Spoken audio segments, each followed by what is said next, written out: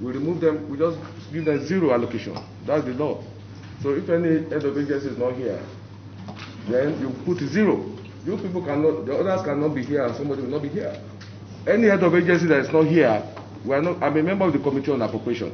If you don't come for defense, then we score your agency zero, we put zero allocation. It means you are not interested in funding. So if it is true that somebody is not here, the convention of the Senate is you're not going to provide funding for that agency. And the president has directed so that all budget defense must be attended to by the head of agencies and their ministers. So somebody can leave Ajakuta to be here, and somebody is in Abuja in her comfort zone, then he doesn't want the budget. Mr. Chairman. Thank you, my distinguished colleagues. Mr. Chairman, please, can I? Some of them didn't attend that of last year. Honorable Minister, when it comes to budget defense, the head of agencies are not responsible to you. It is to the chairman and the committee members. You cannot take excuse for your head of agencies who are supposed to be here to defend allocations. Now, if they don't come, it means they don't care about it. And we treat them as so. It has happened before here in the Senate. Once you don't come for budget defense, the president himself gave the direction and said everyone who is responsible to be here should be here. So if they don't come here and there's no formal letter to the chairman before now, and his words of mouth, it's a serious business where I'm talking about budget defense. If they are not here, the people who will administer the allocation are not here, and they are not represented. I left Lokoja this morning to come here. Distinguished colleague, so, I think what we should do is just to step down these two agencies. Most distinguished, I can assure you. Minister, hold on.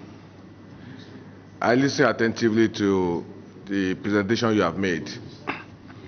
You know, I'm one person who is very passionate about solid minerals, because I hold the strong view that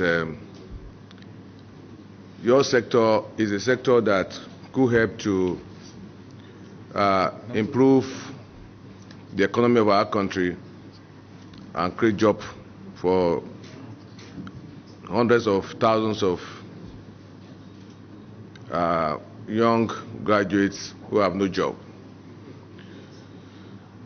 Now, I want to commend the effort you have made talking about your IGR and the little increase in allocation to solid minerals. I particularly believe that the completion of and the development of solid minerals, iron and steel complex, is so fundamental to our economic survival as a nation. Now, the whole budget of your ministry is probably less than what some agencies have as their budget. I'm telling you, at least, you know, I belong to about 12 committees, and I look at budgets and I look at solid minerals. And at times I wonder if the economy team of our government, our president, actually hold the same vision of President Muhammadu Buhari. Because to me, budgets must essentially be for wealth creation, more so in the global economic recession that we are in today.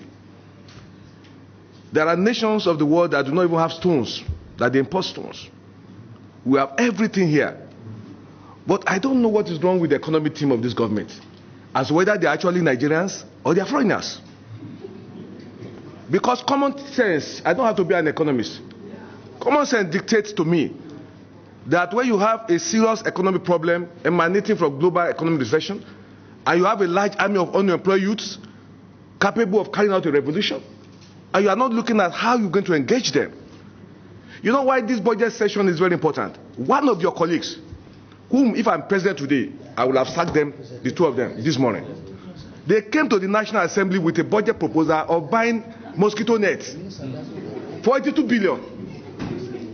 You see, you're a member of the cabinet. You don't have to sit down when some people are trying to cause problems for our nation. When your ministry, your sector, which is key to our economic survival, is talking about 10 billion, and somebody in his right senses, who says a professional, a minister, is coming with a proposal of buying net mosquito net. Well, we grew up in this country, and mosquito has not killed everybody here. Now, it's simply corruption. There's no other way to put it. Now, if Solid Mineral, when our government was campaigning, part of what we promised was to complete Iron and Steel Complex. That will have employed over 20 to 30,000 people. Now, Iron and Steel Complex line fallow now. And we are here talking about budget. And somebody will tell me that we should approve 82 billion to buy mosquito net. Such people should be sent to jail. Simply put, you can't explain it. Do you know what Nigerians are passing through? There are people, those of you who have not been elected, you are lucky. Ask those who have been elected with the pressure of our people at home. There are no job. People are roaming the streets. Instead of us to face Solid Minerals, to pump in money there to create jobs and encourage the younger ones, to help us to liberate ourselves out of problems, economic problems. We are coming now, you are saying 10 billion is, you are thanking God for that. What is 10 billion to some agencies? Now, what is 10 billion? When you talk about completing a project that will change the face of the world, a stanza of our national item says, the labor of our hero past shall not be. Iron and Steel Complex was conceived by some people in time past. And that thing is still line fallow. Today, African countries are importing steel from India. African market alone is enough to create over 50,000 jobs for Nigerians. Now, because you are equally a minister, and I'm taking this to the Senate Committee on the Appropriation, that we must look at how to help this government. Because, yes, we are building infrastructures, but building infrastructure is not as good as when you create wealth. Creation of wealth must be the foundation of any budget. So, Mr. Minister, what I'm trying to tell you in essence is that I do not think there's anything to celebrate in 10 billion for Solid Minerals, personally. Even 30 billion, it's not the issue. We are talking about how we can employ people and create jobs for Nigerians. If there's any problem confronting us today, it's job creation.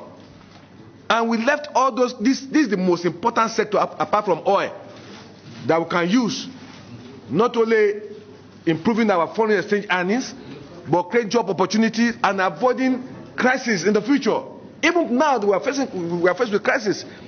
So I think that Iron and Steel Complex is something that all of you must pay serious attention to. I don't know what is happening because you people are in the cabinet. It is what you bring here that we see.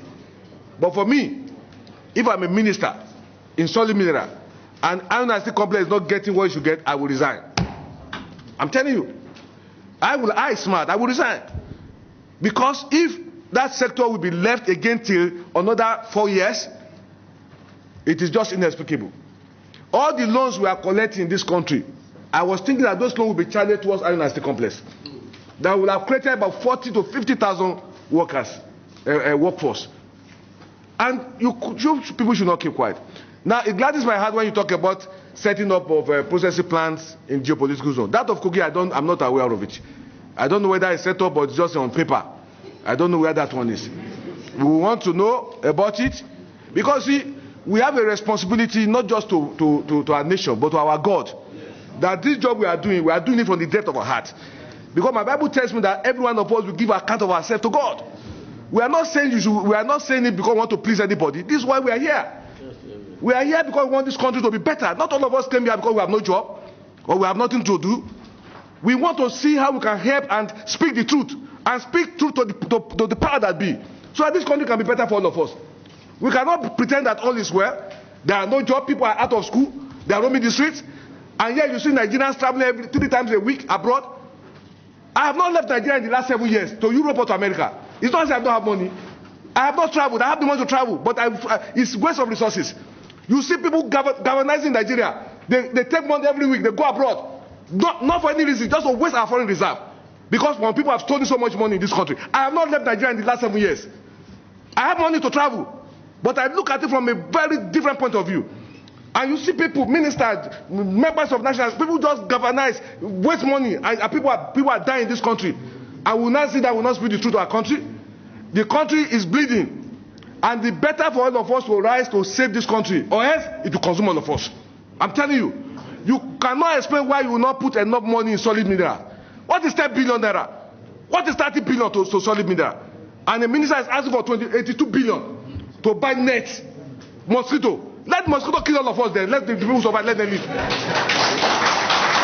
Let mosquito kill all of us. For me, gentlemen, it is for all of us to speak the truth. This budget, to me, is not satisfactory to me.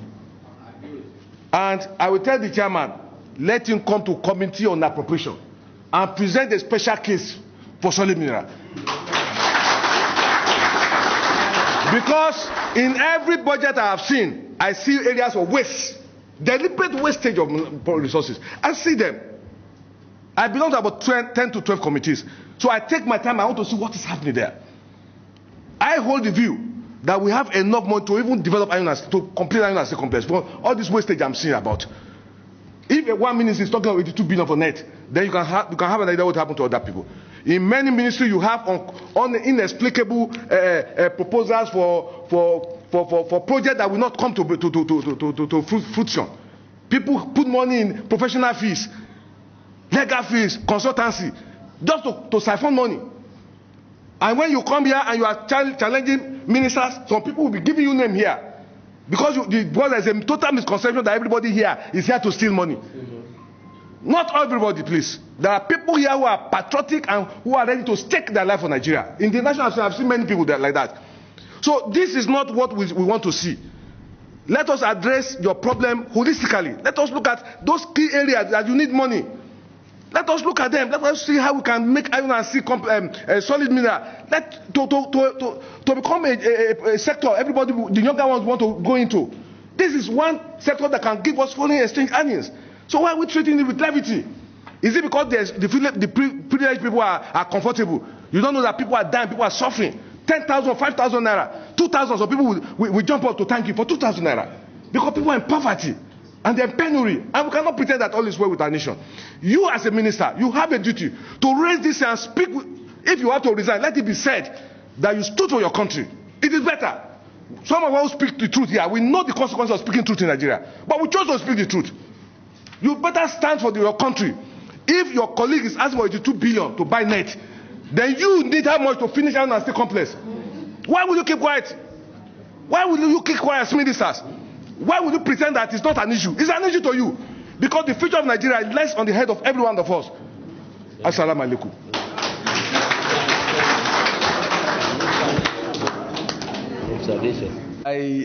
I'm overwhelmed with your presentation. We're on the same page. Of course, I can vouch for you. You know, we knew each other over 20 years now, if not more than. So we knew each other for a long time. Now, let me just say that, you see, our position is very simple. For those of you in the solid minerals, you can help to join us in taking a position. If the federal government is finding it difficult to get involved in development of solid minerals, for instance, in my state, my governor will be very happy to take over Iron and Steel complex. If you are you are finding it difficult, hand over those things to our state government.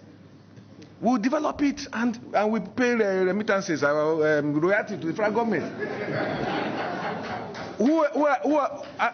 I'm sure until recent, Nigerians never knew that Zamfara is a state that is blessed with gold.